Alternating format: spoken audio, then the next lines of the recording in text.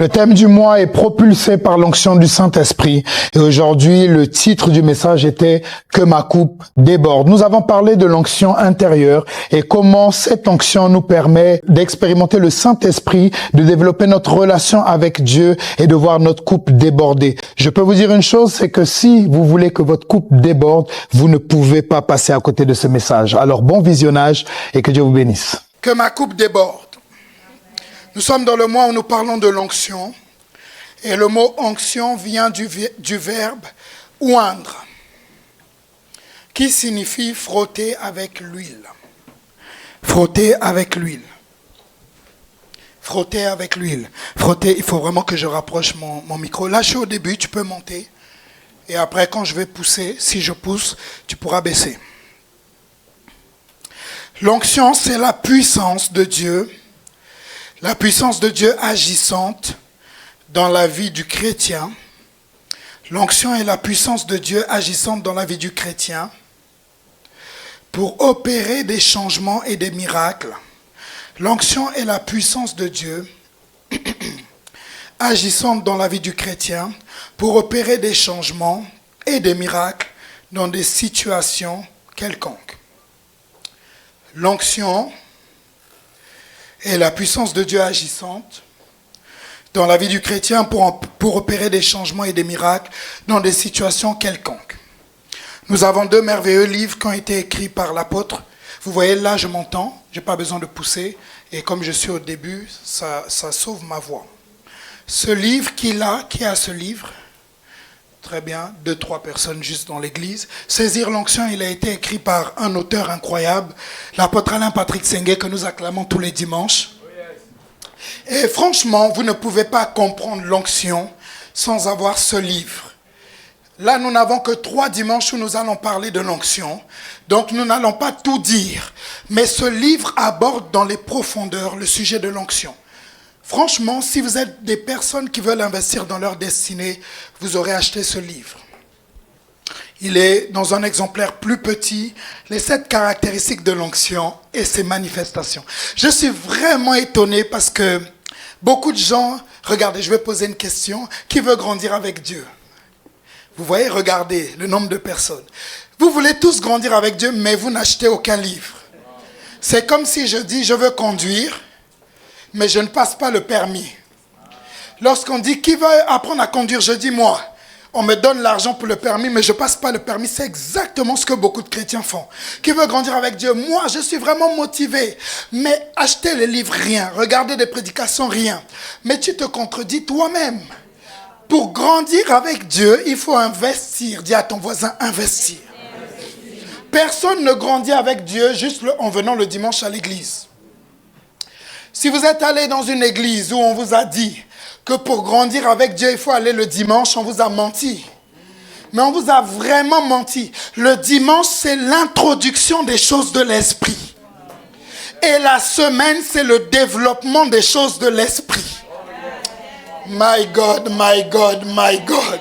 Le dimanche pose les bases pour que durant la semaine, tu aies les clés pour vivre victorieusement en Christ. Regardez, beaucoup d'entre vous, vous êtes en dépression en semaine. C'est-à-dire qu'en semaine, plus déprimé que toi, il n'y a pas. Il n'y a pas. Certains charnels en semaine. Mais quand vous arrivez le dimanche, vous demandez à ce que la louange, l'accueil, la prédication soient tellement en feu pour que vous soyez en feu. Mais regardez quelque chose de très simple. Si vous arrivez à l'église en feu, le culte sera en feu. Parce que l'église, c'est le corps de Christ. Dans un corps, la main, les pieds, les yeux, la bouche, tout le monde doit jouer un rôle. Tout le corps ne peut pas attendre que la bouche parle. Et le corps est là, il dit, tant que la bouche ne fait pas, on ne fera rien.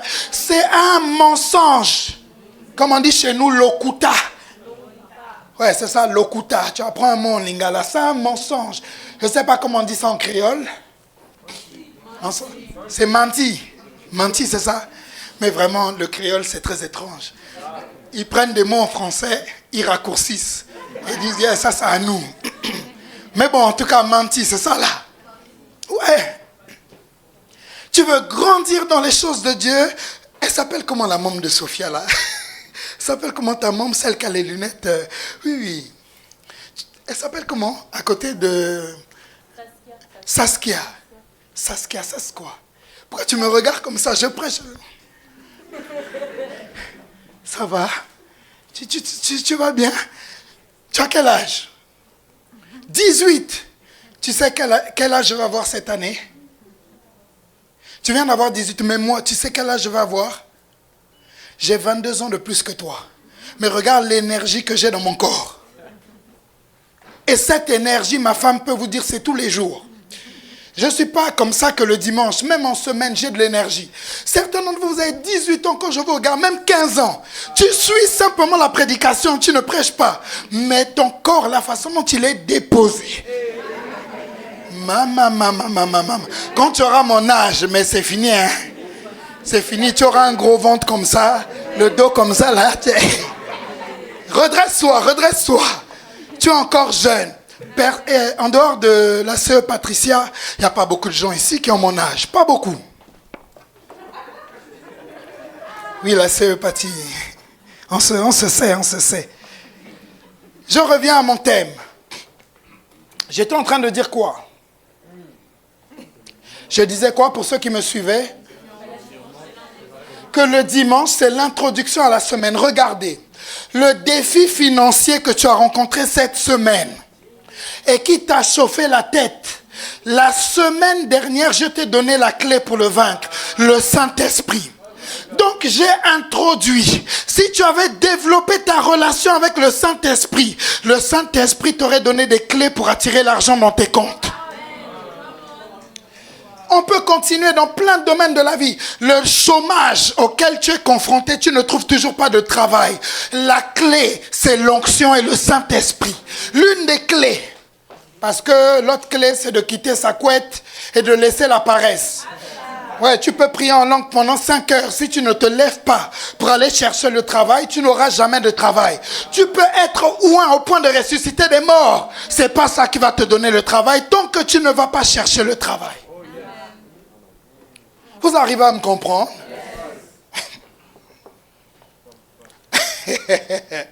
L'onction, c'est aussi la présence manifeste de Dieu en un lieu ou dans un individu. L'onction, c'est aussi la présence manifeste de Dieu.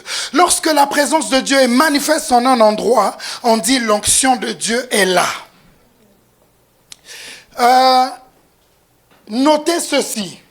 Dieu est partout, mais il ne se manifeste pas partout. Il y a la présence potentielle de Dieu et la présence manifeste de Dieu. La présence potentielle de Dieu, c'est son omniprésence. Dieu est partout.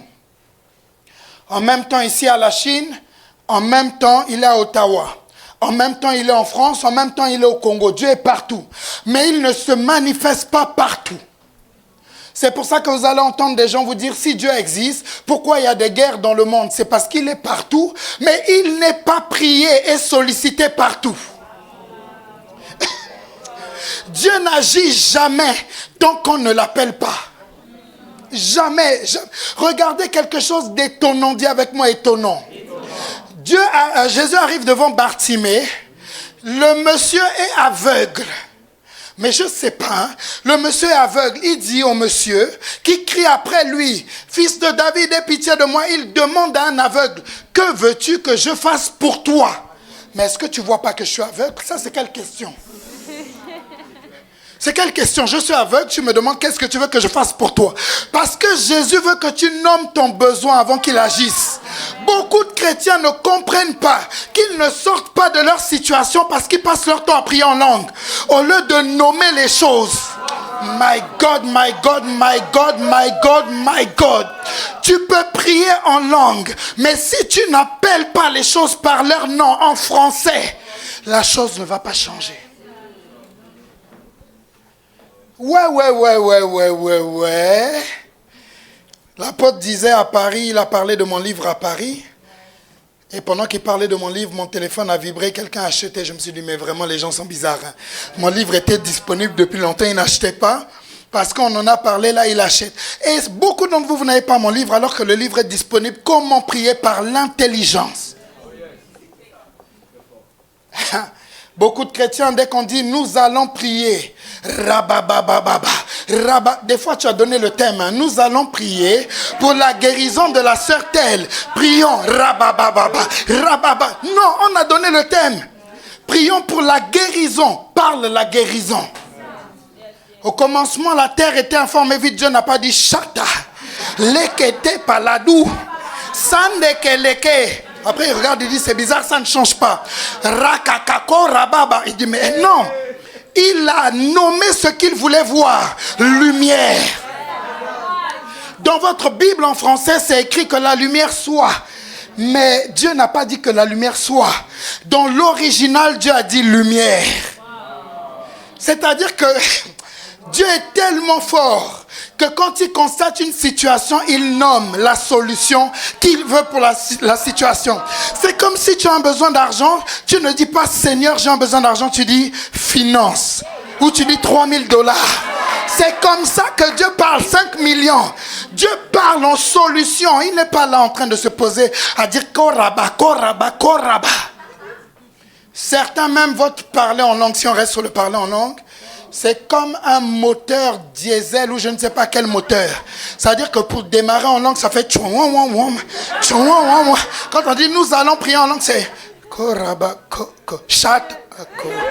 c'est-à-dire que le moteur a du mal à démarrer. Tu sais pourquoi le moteur a du mal à démarrer? Parce qu'en semaine, tu ne lances pas le moteur. Tu peux acheter une voiture, mais si tu ne roules pas la voiture et tu la laisses en hiver exposée, le jour où tu vas vouloir la démarrer, tu vas constater des problèmes. Pourquoi? Parce que tu n'as pas activé le moteur. Dis avec moi, active-moi ça. Le moteur s'active tous les jours. Tous les jours. Tous les jours, le moteur de ton esprit doit être activé. Mais je ne vais pas encore là-bas parce que on va voir ça tout à l'heure. Regardez, je vais vous dire quelque chose. Le mot chrétien, est-ce que vous savez ce que chrétien veut dire? Chrétien veut dire quoi? Non. Chrétien veut dire ceux qui sont oints comme Christ. Christ veut dire celui qui est oint. Jésus, c'était un nom commun. Et d'ailleurs, vous trouvez toujours des gens qui s'appellent Ressus Navas, des footballeurs. Vous trouvez des Ressus. Jésus veut dire celui qui sauve. Mais Christ veut dire le Messie, celui qui est oint. Donc quand vous dites Jésus-Christ, vous êtes en train de dire le Sauveur qui est oint comme aucun homme sur la terre est oint. Et si on nous appelle, nous, des chrétiens, ça veut dire qu'on doit voir l'évidence de l'onction dans nos vies. Si Christ veut dire celui qui est oint, et on a vu l'onction, c'est-à-dire que Jésus était tellement oint qu'il a... On voit dans la Bible un homme qui chassait les démons en son nom. Mais attendez, vous vous êtes jamais posé la question, Jésus n'était ni mort, ni ressuscité. Comment cet homme pouvait faire des miracles au nom de Jésus? C'était l'onction qui émanait de Jésus. Comme il était dans le périmètre où l'onction de Jésus se manifestait, il pouvait utiliser le nom de Jésus bien que Jésus n'était ni mort ni ressuscité. Est-ce que tu comprends qu'il y a des dimensions d'onction où tu passes à un endroit, les gens sont automatiquement guéris? L'histoire de l'église nous parle d'une femme qui s'appelle Catherine Kuhlman. Et l'histoire dit que quand Catherine Kuhlman arrivait dans un hôtel parce qu'elle a rejoint le Seigneur, les malades, si elle était au 2e étage, les malades du 3e et les malades du 1er étage étaient tous guéris. Sans imposition des mains, juste parce qu'elle était à l'hôtel. Mais je ne sais pas si vous imaginez ce niveau d'onction. C'est comme si toi, tu arrives dans ton quartier. Juste parce que tu es arrivé au quartier, tous les malades de ton quartier sont guéris. My God, my God, my God. Je pense que tu n'arrives pas encore à très bien comprendre de quoi nous sommes en train de parler. Quand Jésus meurt, je lis ma Bible.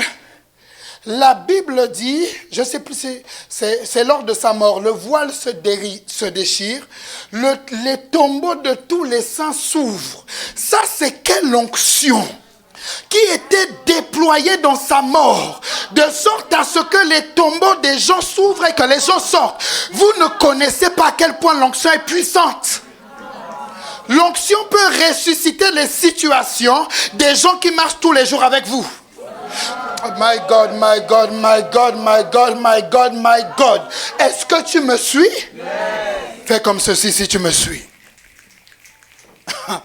Quand vous marchez avec quelqu'un d'oint, quelqu'un qui a l'onction sur lui, il y a une particularité de l'onction, c'est que l'onction est contagieuse. C'est-à-dire qu'à force de marcher avec quelqu'un qui est oint, tu finis par être touché par son onction et à faire ce qu'il fait. Vous savez pourquoi beaucoup d'entre vous ne vivez pas dans le miraculeux? Parce que tous les jours, vous ne marchez pas avec des gens miraculeux. Vous ne marchez pas avec des gens miraculeux. Vous marchez avec des gens charnels. Les gens avec qui tu marches déterminent la nature qui va se manifester. Si tu marches tout le temps avec des gens qui ont des problèmes financiers, c'est normal, c'est contagieux. Tu finiras par avoir des problèmes financiers. Si tu veux sortir de ta situation, marche avec des gens qui ne sont plus dans cette situation. My God, my God, my God, my God, my God, my God, my God, my God. Tu veux sortir du célibat. Dieu t'a dit que c'est la saison du mariage. Marche avec des gens, sois fiancé, sois marié. Parce que si tout le monde autour de toi est célibataire, galère à se marier, ils vont te jalouser le jour où tu vas trouver quelqu'un. Donc, sors d'abord et marche avec des gens qui sont dans une dimension que tu n'as pas.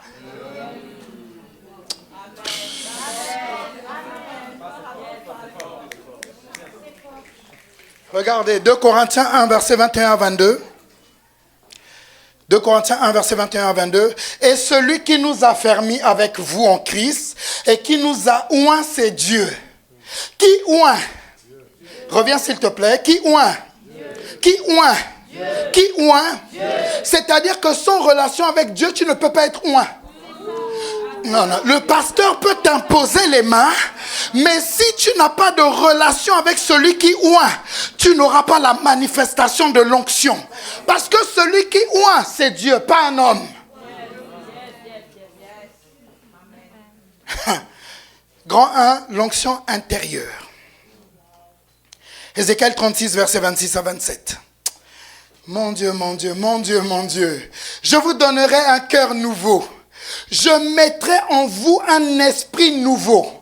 J'ôterai de votre corps le cœur de pierre et je vous donnerai un cœur de chair. Continue. Je mettrai mon esprit en vous. Je ferai en sorte que vous suiviez mes ordonnances et que vous observiez et pratiquiez mes lois. Reviens au verset 26, on va faire une analyse de français. Je vous donnerai un cœur nouveau. Je mettrai en vous un esprit nouveau. Verset 27. Et je mettrai mon esprit en vous. Maintenant, il parle de combien d'esprits? Il parle de combien d'esprits? Reviens, verset 26. Je vous donnerai un cœur nouveau, je mettrai en vous un esprit nouveau. Verset 27. Je mettrai mon esprit. Combien d'esprits? 2.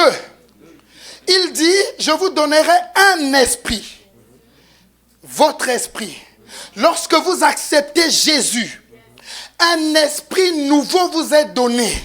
Mais pas seulement. Verset 27, je mettrai mon esprit dans cet esprit nouveau. L'onction commence le jour où tu nais de nouveau. Parce que ton ancien esprit est détruit et un nouvel esprit t'est donné dans lequel il y a le Saint-Esprit. Dieu était là et Dieu se rendait compte qu'il y a un problème. L'être humain que j'ai créé pour dominer sur la terre ne domine pas. Je l'ai créé pour vivre dans l'extraordinaire, il ne marche pas dans l'extraordinaire. Dieu s'est dit, il faut que je trouve une solution. Ma solution va être d'habiter dans l'être humain, afin que l'être humain devienne tel que je suis. Il va faire un premier test, il envoie Jésus-Christ sur la terre. Quand il voit comment Jésus était dangereux, il se dit c'était la bonne solution. Il n'y aura alors pas un seul Christ. Il y aura plusieurs Christ de sorte à ce que Satan puisse avoir mal tous les jours de sa vie. Est-ce que tu comprends que Dieu t'a oint et t'a rendu chrétien comme tu t'appelles afin d'être le problème de Satan et la solution de Dieu? My God, si tu me suis dit un peu amen. C'est la parole de Dieu que je suis en train de prêcher. Quand tu dis amen, tu es en train de dire ainsi soit-il. Je veux être comme Dieu est. Dis encore amen. Ce n'est pas compliqué. Pour répondre au problème de l'homme, Dieu va venir habiter dans l'homme.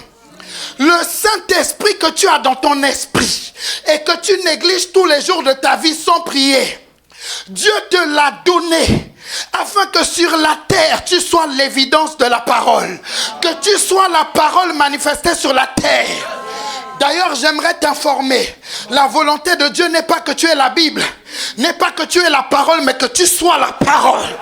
Quand les gens te voient de lundi à dimanche, ils voient Jean 3,16, ils voient 1 Corinthiens 13. Quand ils te voient, ils voient 2 Corinthiens 5,17. La volonté de Dieu est que tu sois la parole qui se manifeste dans Montréal. Ouais, assieds-toi un instant, parce que c'est juste le beginning. In the beginning, on est juste là-bas. Et j'aimerais que tu me suives attentivement. Les gens du fond là, qui sont en train de dormir. Hein? Regarde ta voisine et dis-lui attentivement. Azer, regarde la voisine d'à côté là, dis-lui attentivement. Et voilà. Regardez, incroyable. L'onction, il y a deux onctions. L'onction extérieure lorsque tu es baptisé du Saint-Esprit. Et l'onction intérieure lorsque tu nais de nouveau. L'onction extérieure sert à quoi? À bénir les autres. L'onction intérieure sert à te bénir toi-même. C'est-à-dire que quand tu nais de nouveau, l'onction commence là afin que tu sois le premier béni. Quand tu es baptisé du Saint-Esprit, une deuxième onction t'est donnée pour que tu sois maintenant une bénédiction pour les autres. Je te pose une question, comment peux-tu bénir les autres si tu ne te bénis pas toi-même? Est-ce que ça fait du sens? My God, my God, my God, my God. Regardez, continuons. 1 Corinthiens 3, versets 16 à 17. Je ne sais pas combien de temps il me reste. Regardez, à 3, on va lire ensemble. 1, 2, 3. 1, 2, 3. 1, 2, 3. My God, my God. Je pensais que le temple, c'était le bâtiment. Tous les dimanches, je dis, je vais aller au temple pour prier Dieu. Mais la Bible me corrige et dit, ne savez-vous pas que vous êtes le temple? Maintenant, pause. Le temple n'est alors pas 998 rue Notre-Dame. Le temple, c'est toi lorsque tu te balades dans Montréal. Si quelqu'un dit, je vais aller au temple, il vient à ta rencontre parce que Dieu habite en toi. My God, my God, my God, my God, my God, my God. Si quelqu'un dit, je vais aller au temple, il vient à ta rencontre parce que tu es le temple du Saint-Esprit. Regardez quelque chose qui me choque. Il ne dit pas, vous êtes le temple et que l'Esprit vient de temps en temps en vous. Il dit, le Saint-Esprit habite en vous. My God. Habiter à un endroit, ça veut dire que tu es l'adresse de cet endroit. Je te pose une question, quelle est ton adresse? C'est là où tu habites. Donc tu es l'adresse de Dieu. Si le Saint-Esprit habite en toi, tu es l'adresse de Dieu. Chaque fois qu'on dit où est-ce que Dieu habite, tu dis Dieu habite dans Gentil ma foi. Quel est le code postal? Tu dis 777 royaume des cieux. Pour y accéder, comment on fait? On prie Dieu et il se manifeste à toi. Si tu es le temple du Saint-Esprit, ça veut dire que Dieu ne vient jamais habiter un endroit sans l'arranger d'abord. C'est pour ça qu'il dit, je détruirai l'ancien esprit. En d'autres termes, je viens faire le ménage. De la même façon, quand tu déménages dans un nouvel appartement, tu viens balayer, tu viens nettoyer. Il vient, il balaye, il nettoie, il passe la serpillière. Quand c'est maintenant neuf, il dit, c'est maintenant mon adresse, je viens habiter ici. Touche-toi un peu le ventre comme ça, il dit, je suis l'adresse de Dieu. Ouais. Tu Tu n'es pas n'importe qui. Si le Saint-Esprit habite en toi, toi qui es assise à ta chaise, en train de somnoler, si le Saint-Esprit habite en toi, ça veut dire que pendant que tu dors, tu fais dormir le Saint-Esprit en toi. Mais le Saint-Esprit ne sommeille ni ne dort, mais en toi, il est inactif parce que tu es en train de dormir. Quand tu ne gagnes pas les âmes, tu es comme une adresse qui est difficile à trouver sur le GPS. Tu sais, il y a des moments, tu veux aller à un endroit, tu mets l'adresse sur le GPS, mais le GPS ne t'emmène pas à l'endroit parce que l'adresse est difficile à trouver. Tout chrétien qui a le Saint-Esprit en lui et qui ne manifeste pas le Saint-Esprit est comme une adresse introuvable sur le GPS. Quand on essaie d'aller à Dieu, on dit, mais où est-ce qu'on doit aller parce qu'on n'arrive pas à le trouver. Dis à ton voisin de gauche et de droite, tu es l'adresse du Saint-Esprit. Ouais. My God, j'ai l'impression que je suis trop élevé aujourd'hui pour vous. Je ne sais pas à quelle heure vous avez dormi, mais en tout cas aujourd'hui, je vais vous bouger. Impossible qu'on parle de l'onction sans que tu regardes comme si c'était un spectacle. Je te garantis qu'à la fin de ce message, tu vas commencer à prier tellement en langue parce que l'onction qui est là partout, autour de moi, vous savez, il y a des moments où toi, tu ressens une forte onction. Mais ceux qui t'écoutent ne ressentent pas ce que tu ressens. Mais aujourd'hui, tu vas ressentir ce que je ressens. C'est-à-dire qu'à la fin du message, tu vas te dire, ouh, c'est tellement power ce qu'il porte, ce gars-là. C'est-à-dire qu'il y a des gens, vaut mieux ne pas les écouter parce qu'ils sont tellement chargés. Les pharisiens envoient des soldats pour aller arrêter Jésus. Ils arrivent, ils voient Jésus. Ils repartent voir les pharisiens. Les pharisiens disent, mais pourquoi vous ne l'avez pas arrêté? Qu'est-ce qu'ils ont répondu? Jamais homme n'a parlé comme cet homme. Il y a des invités que vous avez, des fois ils viennent à l'église pour nous éprouver. Lorsqu'il arrive, il dit, je vais prouver à ma soeur que son pasteur n'est pas un vrai pasteur. Et elle-même, elle vient à l'église, elle repart, elle est maintenant membre. Et quand on lui dit, mais qu'est-ce qui s'est passé? Jamais homme n'a parlé comme cet homme. Quand quelqu'un est ouin, il ne faut jamais s'exposer à son onction. Ouais. My God, my God, my God. Je vais descendre parce que vous m'écoutez. Regardez. L'onction intérieure fait une chose en particulier. Première chose que je vais citer, l'onction intérieure restaure. Et j'aimerais pendant quelques minutes parler de restauration. Parce qu'il y a des chrétiens qui prient, mais ils ont des offenses depuis 1980. C'est lui qui est offensé. Et il agit comme quelqu'un de vraiment offensé. Et il veut que la terre entière sache qu'il est offensé. Mais tu as le Saint-Esprit en toi. Le Saint-Esprit que tu pries. Ok. C'est quoi, il y a trop d'onction, ça a pété. Le Saint-Esprit que tu pries ne te dit pas, mon fils, arrête d'être offensé. Parce que l'onction en toi est censée te restaurer. Regardez. Ouvre ta Bible dans le psaume 45, verset 8. Psaume 45, verset 8, s'il te plaît. Regardez, tu aimes la justice et tu hais la méchanceté. C'est pourquoi, ô Dieu, ton Dieu t'a oint d'une huile de joie par privilège sur tes collègues. Il l'a oint de quoi? D'une huile de joie. L'huile de joie fait quoi? Quand quelqu'un est offensé, l'huile de joie vient mettre la joie là où tu étais blessé et énervé.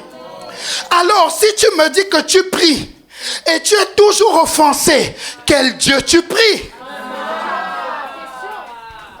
Regardez.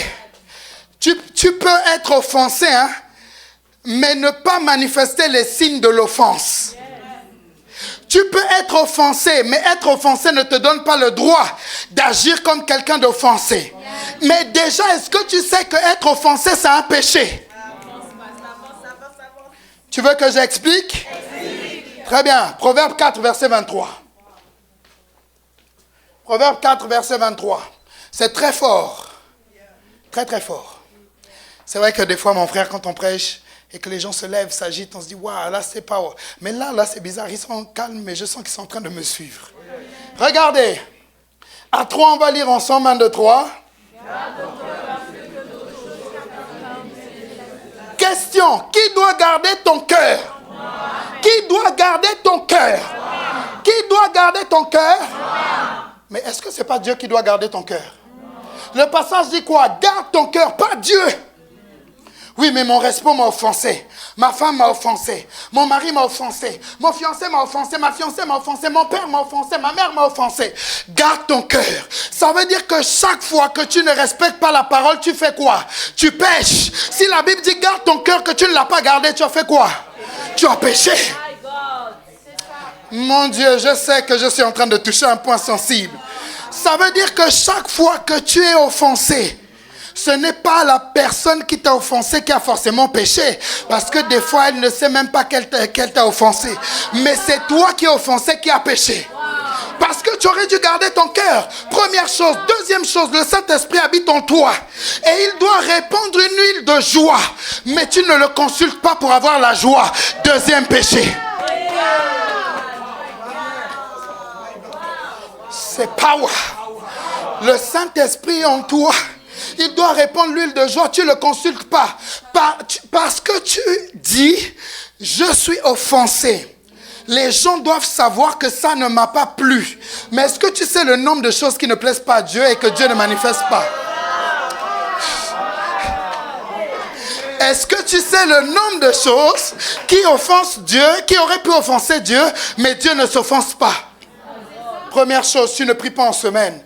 Le Saint-Esprit peut être attristé, mais le Saint-Esprit ne te rappelle pas tout le temps, oui, tu n'as pas prié, oui, tu n'as pas prié. Mais toi, tu es l'expert pour rappeler aux gens l'offense qu'ils t'ont fait. Expert. Oui, mais ma mère, je suis comme ça parce que ma mère ne s'est pas occupée de moi. Arrête, tais-toi. Oui, ta mère n'a pas occupé son rôle, mais le Saint-Esprit est là pour occuper son rôle. La Bible dit qu'il est l'admirable conseiller. Si ta mère n'a pas pu te conseiller, le Saint-Esprit va te conseiller. Si ton père n'a pas été présent, il dit, voici, je suis avec vous tous les jours jusqu'à la fin du monde. Ton père n'est peut-être pas présent, mais le Saint-Esprit est présent. Ça ne te donne pas le droit d'offenser les gens autour de toi parce que tu es offensé, immature. Si parce que tu es offensé, tu l'as offensé tout le monde, tu es un gros bébé.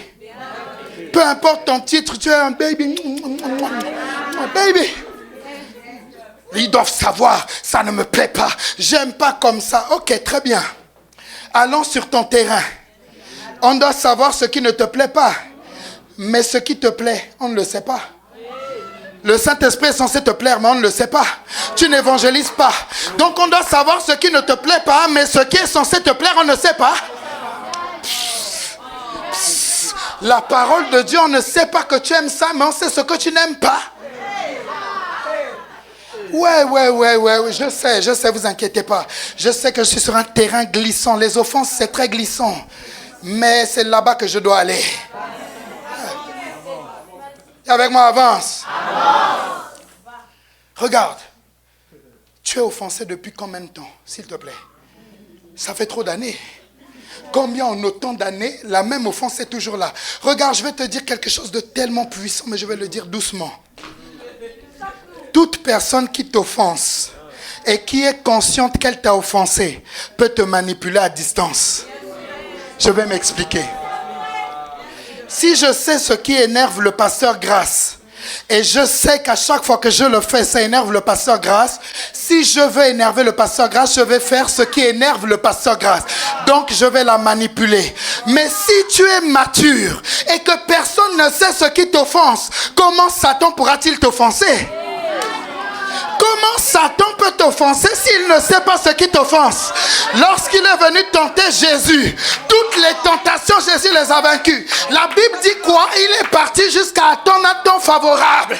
C'est-à-dire que pourquoi il attendait le temps favorable? Parce qu'il ne savait pas quelle allait être l'ouverture. Si Satan sait quelle est l'ouverture, il n'a pas besoin de temps favorable, le temps est déjà favorable. Mais s'il attend le temps favorable, c'est parce qu'il ne te connaît pas. J'aimerais dire à quelqu'un ici, sois un mystère pour le diable. Regarde, je vais te donner une clé pour être un mystère. La Bible dit celui qui prie en langue, celui qui parle en langue dit des mystères à Dieu. Tu veux être mystérieux pour le diable, prie en langue et tu deviendras mystérieux pour le diable. My God, si tu me comprends, dis je te comprends. Non, là, c'est toi un instant. Je ne fais que dresser le décor. L'onction va te restaurer. Première chose que l'onction intérieure peut faire. Autre chose que l'onction intérieure peut faire, elle va t'aider à aimer les gens. Ouais, Romains 5, verset 5. Il y a des responsables de GR, ils n'aiment pas les gens. Ils disent non, mais moi je n'aime pas les gens. Comment faire pour aimer les gens? Romains 5, verset 5. Or, l'espérance ne trompe point. Parce que l'amour de Dieu est répandu où? Dans nos cœurs par qui? Qui nous a été donné. Si le Saint-Esprit habite dans ton cœur, c'est lui qui donne l'amour, donc l'amour est dans ton cœur. Alors c'est logique de dire je n'aime pas les gens. Illogique. Comment tu peux ne pas aimer les gens alors que celui qui aime les gens habite en toi? My God, my God, my God, my God. En réalité, quand tu dis je n'aime pas les gens, tu es en train de dire je ne connais pas le Saint-Esprit. Parce que c'est le Saint-Esprit qui aime les gens. Donc si tu n'aimes pas les gens, tu n'aimes pas alors la connaissance du Saint-Esprit. Ouais. Regardez, l'onction ne nous a pas été donnée que pour nous faire ressentir la chaleur. L'onction nous a aussi été donnée pour aimer les gens de façon exceptionnelle. Il y a des gens qui te critiquent, mais tu les aimes. Ça veut dire que cette semaine, on m'a raconté que quelqu'un nous critique. Mais même lorsque j'essaie de m'énerver, je n'arrive pas. Je dis, mais c'est quoi cette sensation? Le Saint-Esprit me dit, c'est l'amour de Dieu dans ton cœur. Il y a des moments où tes ennemis doivent savoir que tu as un niveau plus élevé que le leur. Eux, ils sont dans la haine, toi tu es dans l'amour. Vous, non, my God, my God, my God. Il y a une arme que Satan ne pourra jamais vaincre, c'est l'amour. Si Satan te déteste, tes ennemis te détestent et que toi tu détestes, tu es sur le terrain de Satan. Mais si tes ennemis te détestent et tu les aimes, tu es sur le terrain de Dieu. Dès le moment où tu es sur le terrain de Dieu, Satan ne peut pas te vaincre. Parce que Satan ne peut vaincre personne qui est sur le terrain de Dieu. Personne, personne. J'aime mes ennemis. Dis avec moi, j'aime mes ennemis. Je suis rempli d'amour. Ouais, c'est ça être chrétien. Être chrétien, c'est pas juste citer la Bible. Être chrétien, c'est être la Bible. C'est aimer ta mère. Tu es quel type de chrétien? Tu n'aimes pas ta mère parce que ta mère te fait des remarques. Tu n'aimes pas ton père parce que ton père est dur. Ah bon? Et tu t'appelles chrétien? Chrétien veut dire ouin comme Christ. C'est-à-dire que plus ta mère te fait des mauvaises choses, plus tu lui manifestes l'amour.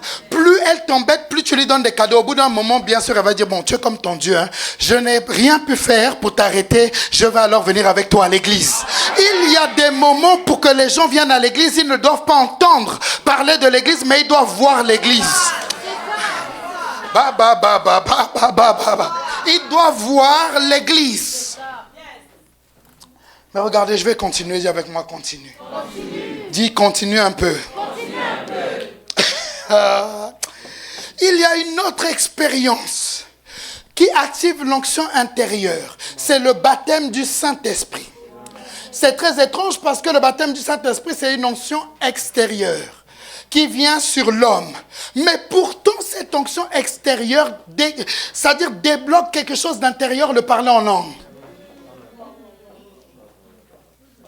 Éphésiens 5, verset 16. My God, my God. 16 à 19. Regardez.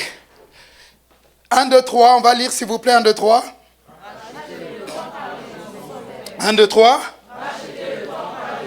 1, 2, 3. Très bien. Avant qu'elle continue. C'est quoi le conseil ici? C'est pas un conseil. C'est un ordre. C'est conjugué à l'impératif. Racheter le temps car les jours sont mauvais. Continue maintenant. On va voir comment racheter le temps. Continue. C'est pourquoi ne soyez pas inconsidérés. Deuxième chose. Pour racheter le temps, première chose, pardon, il ne faut pas être inconsidéré. Inconsidéré veut dire quoi? Ne pas être fou, insensé. Mais comprenez quelle est la volonté de Dieu. Quelle est cette volonté? Continue. Ne vous enivrez pas de vin, c'est de la débauche, soyez au contraire remplis de l'esprit. Rachetez le temps. Ne soyez pas inconsidérés. Comprenez quelle est la volonté de Dieu. Donc, pour ne pas être inconsidéré, pour racheter le temps et connaître la volonté de Dieu, il faut être rempli du Saint-Esprit.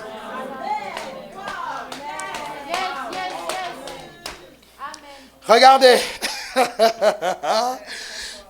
Le vin est composé de quoi? D'alcool. Si l'alcool rend saoul et que l'onction du Saint-Esprit est comme l'alcool, si chaque fois que quelqu'un est blessé, on met de l'alcool sur sa plaie et que le Saint-Esprit en toi te remplit, sa plénitude est comme le vin qui a de l'alcool. Donc la plénitude du Saint-Esprit doit te restaurer parce que l'alcool on met sur les plaies. Je ne sais pas si tu as compris. Je ne sais pas si tu as compris. Soyez remplis du Saint-Esprit. Est-ce que c'est un conseil? Il donne un ordre. Il dit, pour ne pas être inconsidéré, pour racheter le temps, sois rempli du Saint-Esprit. Continue maintenant.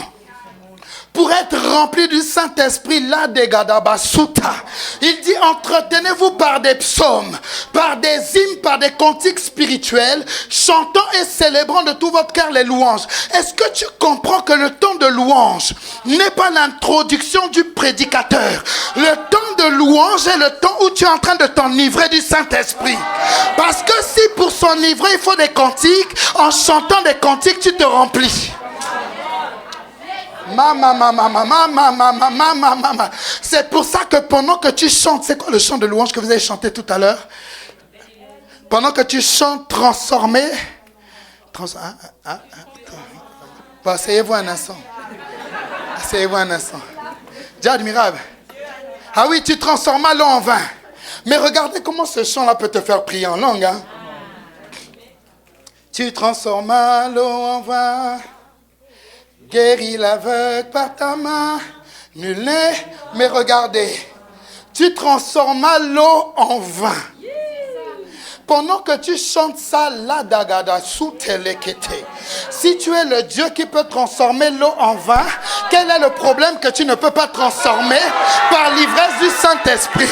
Tu transformas l'eau, tu commences à danser et tu commences à prier en langue. Mais pourquoi tu pries en langue? Parce que les paroles du chant sont en train de te remplir de la révélation de Dieu. Il y a des moments où on chante les chants. Il y a des moments où on s'enivre des paroles du chant. C'est pour ça qu'il dit entretenez-vous, enivrez-vous par des hymnes. Il y a des moments où le chant ne doit pas être un chant, ça doit être l'ivresse. Pendant que tu chantes, on a l'impression que tu as une autre dimension. Et tu es là, Dieu, Dieu admirable, inébranlable, ton nom sur... Et pendant que tu chantes ça, te remplit de la tête aux pieds. Et tu es là, si notre Dieu est pour nous. Tu penses à ta tante qui fait la sorcellerie. Et tu dis, non. Et tu comprends comment un chant peut te remplir du Saint-Esprit. Si notre Dieu est pour nous, qui pourra nous arrêter? Et si Dieu est avec nous, qui sera contre? Et là, tu vois les visages de tous les sorciers qui sont en train de passer. Pendant que tu racatas, si notre Dieu est pour nous, qui pourra... Oh, ma tante ne pourra pas m'arrêter. Ma grand-mère ne pourra pas m'arrêter. Si notre Dieu est pour nous. Est-ce que tu sais, je vais pousser, dis avec moi, pousse. Il y a des moments quand tu ne sais pas lire ta Bible, écoute les chants qu'on chante le dimanche. Parce que les chants sont en train de te montrer la parole. Les chants te montrent la parole du jour pour toi. Est-ce que tu sais que pendant que Dieu inspire la lead, il est en train de donner la réponse à ton problème? Power! Regardez, c'est toi un instant. Comment grandir dans l'onction? Et là, on va se shooter. Ça va être ça. On va se gaspiller. On va se gaspiller. Ça va. Dis avec moi, gaspille-moi ça. Pour grandir dans l'onction, première clé, la soif. Tu ne peux pas attirer l'onction si tu n'as pas soif de l'onction. Regardez. My God, my God, my God. La dégué salapatus kate. Pour attirer l'onction, il faut avoir soif de l'onction. Vous savez, chers responsables de réseau et de GR, pourquoi vos membres ne sont pas encore bien imprégnés de l'onction? Parce qu'ils n'ont pas soif. Et vous savez pourquoi ils n'ont pas soif? Parce que des fois, soit vous-même, vous n'avez pas suffisamment soif, soit vous ne savez pas comment montrer aux gens comment avoir soif. Viens d'abord. Mon objectif, c'est que tu boives. Mais tu ne connais pas l'intérêt de boire ça. Pour que je te fasse boire ça, je dois te montrer l'intérêt de boire ça, ou je dois te montrer comment moi-même j'aime boire ça. Alors si je veux que tu sois ivre du Saint-Esprit, je dois te montrer l'intérêt d'être ivre, et je dois te montrer comment moi-même je suis ivre. Donc que tu organises une réunion de GR où toi-même tu n'as jamais été ivre, comment veux-tu que les membres soient ivres? Tu es en réunion de GR et tu pries encore avec charisme. Et tu dis, mais mes membres ne sont pas en feu. Mais tu vois pas, c'est normal. Toi-même, tu leur montres pas le feu. Il y a des moments où tu te connectes sur Zoom et tu commences à prier. C'est-à-dire que tu n'introduis pas beaucoup. Tu dis, bonsoir, bienvenue au GR Feu. Aujourd'hui, nous allons vivre le feu. Vous êtes bien installés chez vous? Oui. La réunion commence. Les premières minutes, les gens vont te regarder. Mais je te garantis que quand tu es chargé, au bout de 15 minutes, ils commencent à prier. Tu ouvres les yeux, tu les vois. Et tout un GR, my God.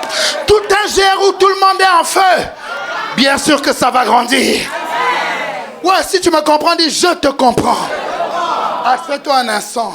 C'est partout autour de moi. Je ne sais pas si tu le sens, mais c'est partout autour de moi. La soif. Psaume 42, verset 2 à 3. Est-ce que vous me donnez juste 10 minutes? 10 minutes, s'il vous plaît. L'apôtre a dit qu'il ne faut pas être des voleurs de temps. Je ne vais pas voler votre temps. Vous me donnez 10 minutes? Il y en a qui ne répondent pas. Vous me donnez 10 minutes ou pas? Si tu veux, tu fais juste ça. Si tu ne veux pas, tu fais juste ça. Ok, très bien. Ben, on continue alors. Regardez, lisons à 3. 1, 2, 3. 1, 2, 3. Tu ne lis pas comme quelqu'un qui soupire. 1, 2, 3. Comme une biche soupire après des courants d'eau. Ainsi mon âme soupire après toi. Oh. My God, my God. Comme une biche soupire après des courants d'eau, ainsi mon âme a soif de toi. Le verset ne dit pas comme une biche cherche l'eau. Il dit comme une biche soupire. Tu sais, soupirer, c'est quoi? J'ai soif. Il faut que je boive. Il faut que je boive. Où est la source? Il faut que je boive. Ça, c'est soupirer. Quand tu soupires après la plénitude du Saint-Esprit, ça se voit même dans la façon dont tu rentres à l'église. C'est-à-dire que quelqu'un qui rentre à l'église et qui a soif et la palade que ça. Je sens qu'aujourd'hui, ça va être puissant. Le pasteur n'a pas besoin de prêcher pour que ce soit puissant. C'est toi qui décides si ton culte sera puissant ou pas. Ce n'est pas le pasteur qui va décider à ta place si ton culte sera puissant. C'est toi qui décides, toi-même, pour toi-même, si ton culte sera puissant. Chaque dimanche, quand je me lève, que ce soit moi qui prêche ou pasteur Grâce, quand je me lève, je me dis, ouf, aujourd'hui, je sens que je vais être béni. Je sens que le Saint-Esprit me parle même déjà là où je suis. Et pendant que je dis ça, ça coule. Et vous savez, souvent quand je prie, il y a une vision que le Saint-Esprit me donne depuis quelques mois qui me permet de jauger le niveau d'onction dans mon esprit. Je vois des tonneaux. Je vois souvent 3 ou 4 tonneaux pendant que je prie. Et pendant que je prie, je vois l'eau monter au niveau des tonneaux. Et à chaque fois que l'eau déborde de ces tonneaux, je sais dans mon esprit que je suis rempli. C'est-à-dire que le Saint-Esprit me donne des visions en temps réel, comment mon esprit est en train d'être chargé. Fais voir mon frère. Non, pas de musique. Parce que là, mon onction est déjà lancée. Regardez. Quand tu charges ce téléphone, tu vois qu'il est à 1%, 10%, 20%, 50%, 60%, 100%. Quand tu es en train de te recharger du Saint-Esprit, tu peux regarder la batterie pour savoir à quel niveau tu es. Ah, laisse tomber mon frère, là je suis allé trop loin pour eux. Ils me regardent, ils ne comprennent pas. Assieds-toi un instant. Il y a des gens qui prient. Pendant qu'ils prient, ils ne sont qu'à 20% de la batterie, mais ils disent, je me sens rempli. Pourquoi? Parce qu'ils sentent que la recharge a commencé. Mais il y a des gens qui savent identifier que cette recharge n'est pas 100%. Je ne suis qu'à 80%. Et il y a des gens qui comprennent même que 100% ce n'est pas assez. Il y a 200% qui existent. Le titre du message, c'est quoi? Entre être rempli et être débordé, qu'est-ce qui est plus? Il y a des moments pendant que tu te recharges, malègue des palada, chakatarakate. Tu vois que tu as 100%, mais tu commences à atteindre 200%. Là, ta coupe commence à déborder.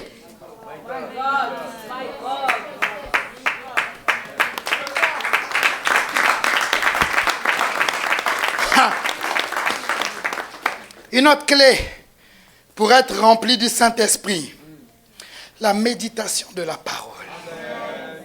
Ouvre ta Bible dans Jérémie 23, verset 29. My God, my God, my God, my God, my God, my God, my God. On va faire un exercice que je viens de voir dans mon esprit, on va se lever. Le message n'est pas terminé, mais chaque fois que je vais donner une puissante vérité, on va faire quelque chose de très symbolique. Je l'ai vu dans mon esprit. Quand je vais donner une puissante révélation, tu vas taper la main de ton voisin de gauche et de droite. Et pendant que tu seras en train de taper, l'onction va commencer à monter petit à petit. On va faire cette action. Regardez, on va lire à 3. 1, 2, 3. 1, 2, 3.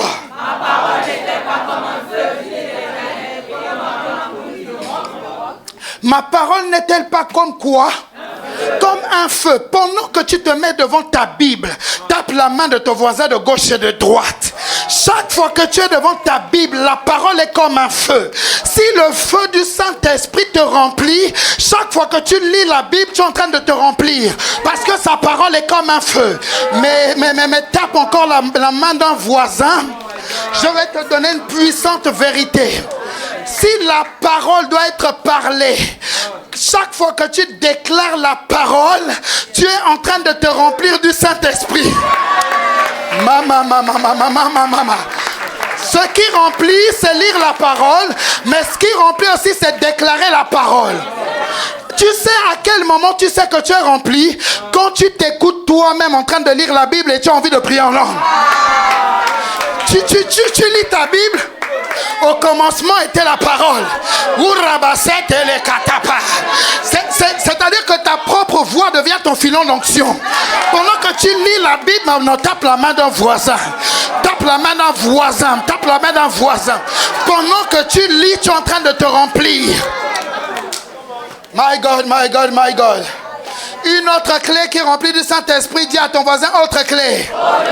C'est la prière en langue. My God, my God. 1 Corinthiens 14. Là, tiens la main de ton voisin. Vous savez, pendant que vous faites ça, je vois l'onction qui est en train de circuler dans les rangées. Regardez. En effet, celui qui parle en langue ne parle pas aux hommes, mais à Dieu, car personne ne le comprend. C'est en esprit qu'il dit des mystères. Si celui qui parle en langue lagedekata commence à prier un peu en langue, pendant que tu as la main de ton voisin, que le dépôt puisse te toucher. Les katabalus que te liatapa, machata le que te le par, irade kosu te le paladus kata.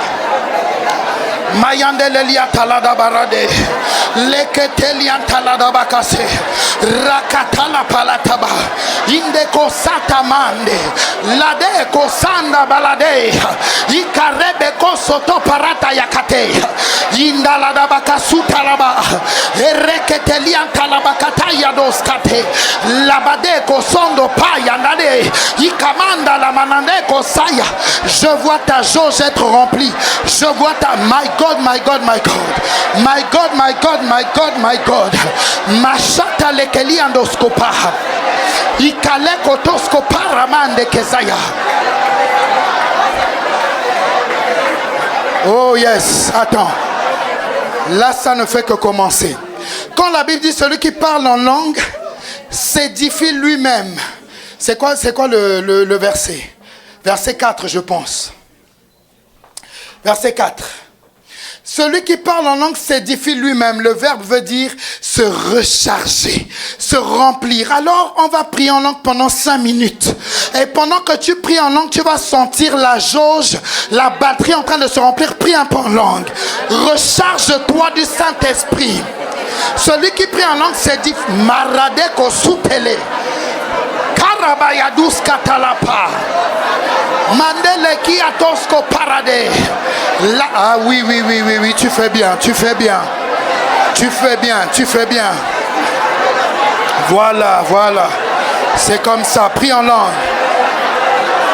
Pendant que tu pries en langue, les défis de ta semaine tombent. Pendant que tu pries en langue, les voix qui te parlaient se taisent.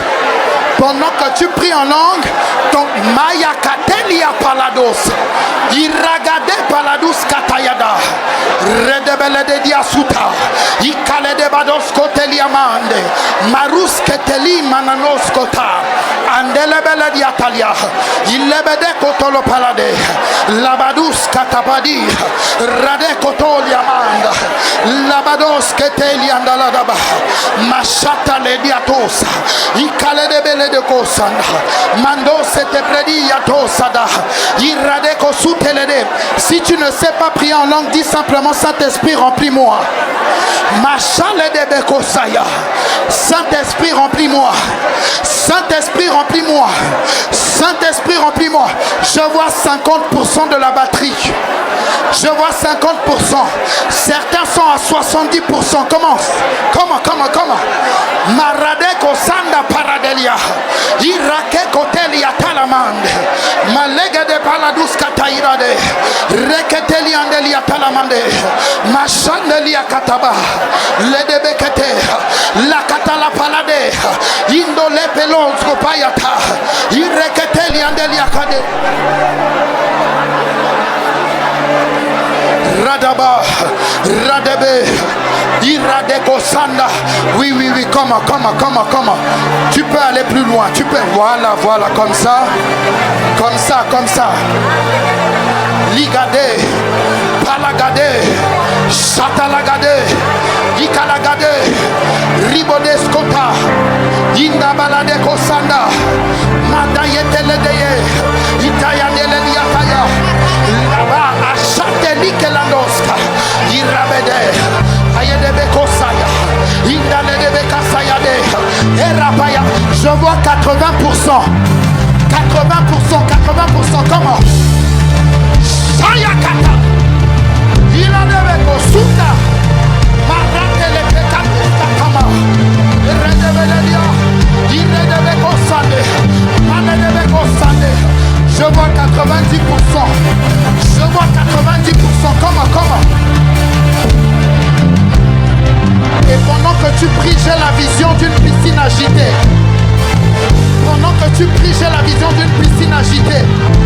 Je vois les anges en train d'agiter la piscine. Je vois l'eau en train de bouillir.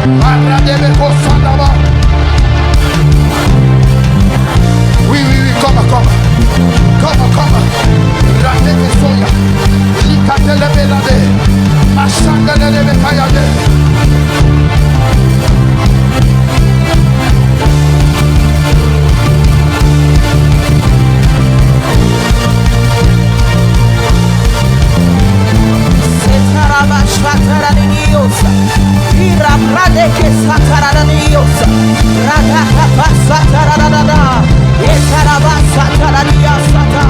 Oui Seigneur, tu nous remplis.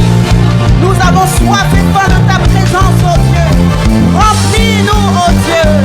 Père, que ma coupe déborde ce matin. Que ma coupe déborde de joie et de l'esprit. Que ma coupe déborde pour restaurer mon âme. Que ma coupe déborde pour m'inonder complètement. Reda, chate, zabrade, kapaya, souteleba.